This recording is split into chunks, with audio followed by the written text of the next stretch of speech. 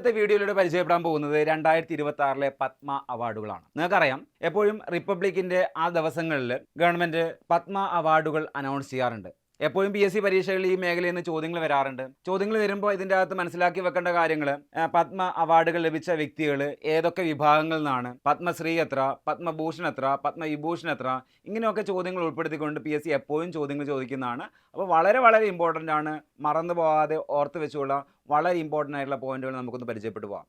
Okay, അതിനകത്ത് നമ്മൾ ആദ്യം തന്നെ നോക്കാൻ പോകുന്നത് നമ്മുടെ 2026 എത്ര പത്മവിഭൂഷണാണ് അനൗൺസ് ചെയ്തിരിക്കുന്നത് നോക്കുകയാണെങ്കിൽ 5 എണ്ണമാണ്. ഓക്കെ, അതായത് മനസ്സിലാക്കി വെക്കേണ്ട കാര്യം, പത്മ അവാർഡുകൾ സർക്കാർ നൽകി തുടങ്ങിയ വർഷം 1954 മുതലാണ്. ഇവിടെ മനസ്സിലാക്കി വെക്കേണ്ട കാര്യം, ഇന്ത്യയിലെ ഏറ്റവും വലിയ പരമോന്നത സിവിലിയൻ ബഹുമതിയാണ് ഭാരതരത്ന. ഇതേപോലെ തന്നെ സിവിലിയൻ ബഹുമതികളിൽ ഏറ്റവും വലിയ രണ്ടാമത്താണ് പത്മവിഭൂഷൺ എന്ന് പറയുന്നത്. അത് ഈ പ്രാവശ്യം 5 പേർക്കാണ് അനൗൺസ് ചെയ്തിരിക്കുന്നത്. നെക്സ്റ്റ് അടുത്തായിട്ട് പത്മഭൂഷൺ അവാർഡ്, അതായത് മൂന്നാമത്തെ സിവിലിയൻ അവാർഡ്, അത് 13 പേർക്കാണ് 2026 ലഭിച്ചിരിക്കുന്നത്. അതേപോലെ തന്നെ മനസ്സിലാക്കി വെക്കുക, 4ാമത്തെ സിവിലിയൻ അവാർഡ്, അതാണ് ഏത്, പത്മശ്രീ അവാർഡ്, ലഭിച്ചിരിക്കുന്നത് എത്ര പേർക്കാ, 113 പേർക്ക് പത്മശ്രീ അവാർഡ്. അപ്പോൾ 5 പത്മവിഭൂഷൺ, 13 പത്മഭൂഷൺ, 113 പത്മശ്രീ. ഓക്കെ, ഈ നമ്പറുകളൊന്ന് ഓർത്ത് വെച്ചോളാം.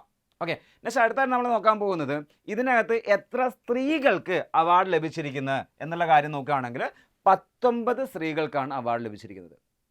നെക്സ്റ്റ് അടുത്ത കാര്യം വളരെ ഇമ്പോർട്ടൻ്റ് ആണ്, വിദേശികൾ അല്ലെങ്കിൽ NRI, PIO, OCI ഈ വിഭാഗത്തിൽ നിന്നും 6 പേർക്കാണ് അവാർഡ് ലഭിച്ചിരിക്കുന്നത്. നെക്സ്റ്റ് അടുത്തത് മരണാനന്തര ബഹുമതിയായിട്ട് 16 പേർക്കാണ് അവാർഡ് ലഭിച്ചിരിക്കുന്നത്. അപ്പോൾ സ്ത്രീകൾ 19 പേര്, വിദേശികൾ ആ ഗണത്തിൽ പെടുന്ന 6 പേര്, അതേപോലെ തന്നെ മരണാനന്തര ബഹുമതി എന്നുള്ള രീതിയിൽ 16 പേര്. നമ്പേഴ്സ് മനസ്സിലാക്കി വെച്ചോളണേ.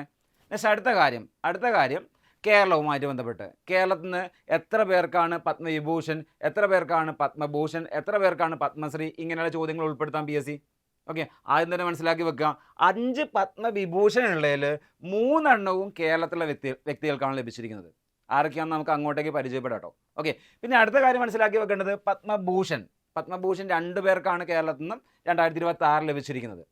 അതേപോലെ തന്നെ പത്മശ്രീ ആണെങ്കിൽ 3 പേർക്ക് ലഭിച്ചിട്ടുണ്ട് എന്നുള്ള കാര്യം മനസ്സിലാക്കി വെച്ചോളാം. നെക്സ്റ്റ് അടുത്ത കാര്യം, ഈ പത്മവിഭൂഷണായിട്ട് ബന്ധപ്പെട്ട കാര്യങ്ങൾ നമ്മൾ എടുത്ത് പരിശോധിക്കുകയാണ്. മൊത്തം ഈ 5 വ്യക്തികളും വളരെ ഇമ്പോർട്ടൻ്റ് ആണ്.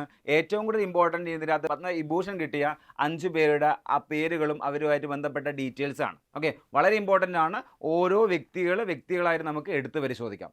ഓക്കെ, ഒന്നാമത്തെ ഈ വ്യക്തിയെ നിങ്ങൾക്ക് പരിചിതമായിരിക്കാം. നമ്മൾ ഹിന്ദി സിനിമകളൊക്കെ കാണുന്ന ഒരു വ്യക്തിയായിരുന്നു.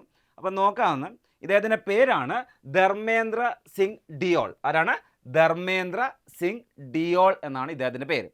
ഓക്കെ, നെക്സ്റ്റ് അടുത്ത കാര്യം മനസ്സിലാക്കി വെക്കുക, ഇദ്ദേഹത്തിന് മരണാനന്തര ബഹുമതിയായിട്ടാണ് ഈ പത്മവിഭൂഷൺ ലഭിച്ചിരിക്കുന്നത്. ഓക്കെ, കലാരംഗത്തെ പ്രവർത്തനമാണ്, സിനിമ കലയിൽ ഉൾപ്പെടുന്നതാണല്ലോ. അപ്പം കലാരംഗത്തെ പ്രവർത്തനത്തിനാണ് ഇദ്ദേഹത്തിന് അവാർഡ് ലഭിച്ചിരിക്കുന്നത്. അടുത്തായിട്ട് ഇദ്ദേഹത്തിൻ്റെ സ്വദേശം ചോദിക്കുകയാണെങ്കിൽ മഹാരാഷ്ട്ര.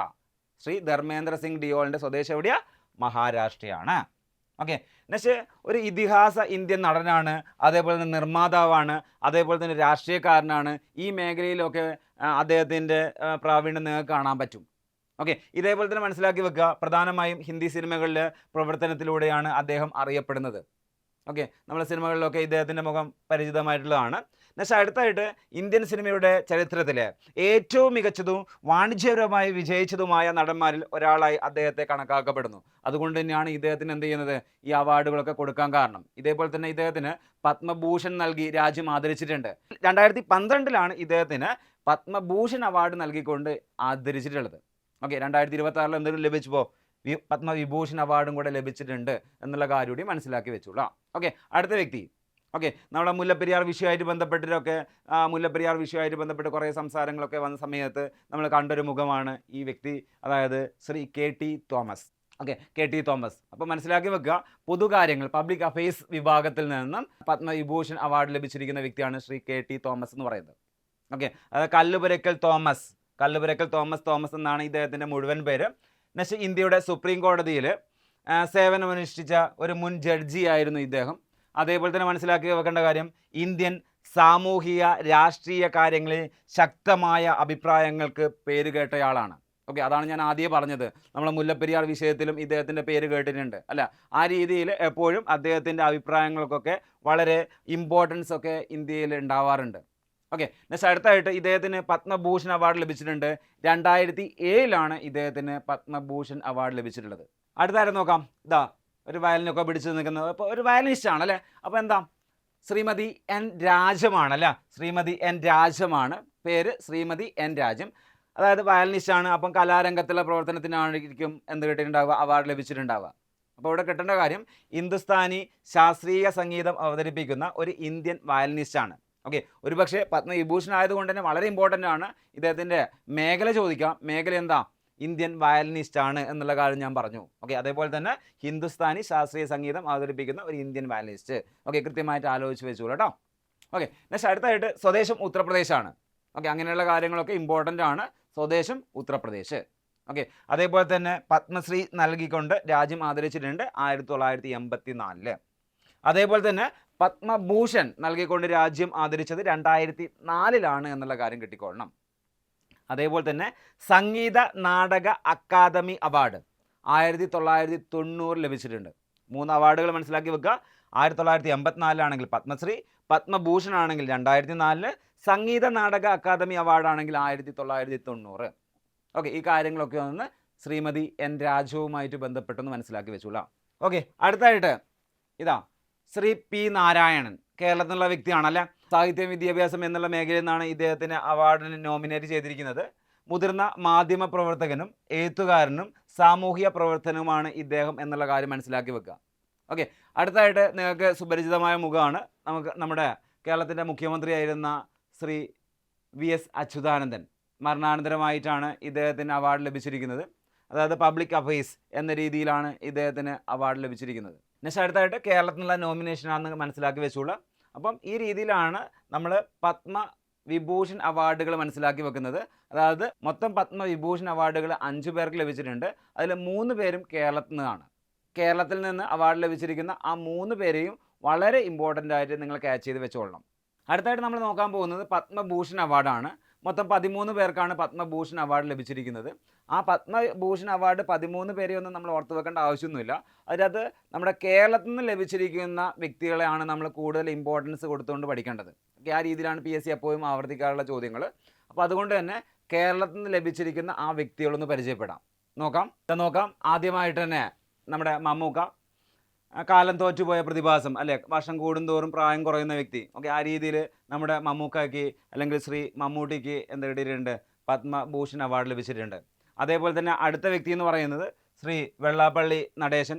സാമൂഹ്യ രാഷ്ട്രീയ മേഖലയിൽ ഏറ്റവും കൂടുതൽ ഇമ്പോർട്ടൻ്റ് ആയിട്ടുള്ള വ്യക്തിയാണ് ശ്രീ വെള്ളാപ്പള്ളി നടേശൻ. അദ്ദേഹത്തിനും പത്മഭൂഷൺ അവാർഡ് ലഭിച്ചിട്ടുണ്ട്. ഓക്കെ, ഇങ്ങനെയാണ് കേരളത്തിൽ നിന്ന് പത്മഭൂഷൺ അവാർഡിന് അർഹരായിരിക്കുന്ന 2 പേര്, ശ്രീ മമ്മൂട്ടി ആൻഡ് ശ്രീ വെള്ളാപ്പള്ളി നടേശൻ. നെക്സ്റ്റ് അടുത്തായിട്ട് പത്മശ്രീ അവാർഡുകൾ 113 പത്മശ്രീ അവാർഡുകളിൽ നമ്മൾ കേരളത്തിൽ നിന്ന് കിട്ടിയിട്ടുള്ള ആളുകളെ പേരുകളാണ് കൂടുതൽ ഇമ്പോർട്ടൻസ് കൊടുത്തുകൊണ്ട് നിങ്ങൾ പഠിക്കേണ്ടത്. അവിടെ ആലോചിച്ച് വെക്കേണ്ട ഒന്നാമത്തെ വ്യക്തിയാണ് ശ്രീ A.E. മുത്തുനായകം എന്ന് പറയുന്ന വ്യക്തി. ശ്രീ A.E. മുത്തുനായകം. ഓക്കെ, മനസ്സിലാക്കി വെക്കേണ്ട വസ്തുക്കൾ, ഇന്ത്യൻ ബഹിരാകാശ ഗവേഷണ സംഘടനയിലെ ഒരു പ്രമുഖ ബഹിരാകാശ ശാസ്ത്രജ്ഞനും അതേപോലെ തന്നെ ഇന്ത്യയിലെ റോക്കറ്റ് പ്രൊപ്പൻഷൻ്റെ മുഖ്യ ശില്പിയുമാണ് ഇദ്ദേഹം എന്ന് മനസ്സിലാക്കി വെച്ചോളൂ. അപ്പം ബഹിരാകാശ ഗവേഷണ സംഘടനയിൽ ഒരു പ്രമുഖ വ്യക്തി തന്നെയാണ് ആര്, ശ്രീ A.E. മുത്തുനായകം എന്ന് പറയുന്ന വ്യക്തി.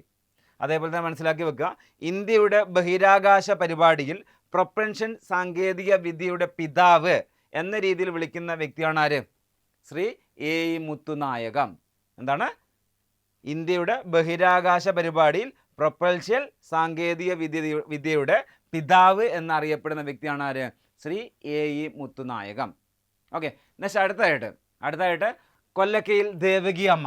ആലപ്പുഴയിലെ പരിസ്ഥിതി സംരക്ഷണത്തിലും വനനിർമ്മാണത്തിലും നടത്തിയ ശ്രദ്ധേയമായ പ്രവർത്തനത്തിനാണ് പത്മശ്രീ ലഭിച്ചിരിക്കുന്നത്. ഓക്കെ, അടുത്ത വ്യക്തി എന്ന് പറയുന്നത് കലാമണ്ഡലം വിമല മേനോൻ. വിഭാഗം മനസ്സിലാക്കി വെക്കുക, മോഹിനിയാട്ടം. ചോദിക്കാം, നമ്മുടെ കല എന്നുള്ള ടോപ്പിക്കിൽ നിന്ന് ചോദിക്കാൻ ചാൻസ് ഉള്ള ഒരു കാര്യമാണ്. കലാമണ്ഡലം വിമല മേനോൻ ഏത് മേഖലയുമായി ബന്ധപ്പെട്ടതാണ്? ഓർത്ത് വെക്കുക, മോഹിനിയാട്ടവുമായിട്ട് ബന്ധപ്പെട്ടതാണ്.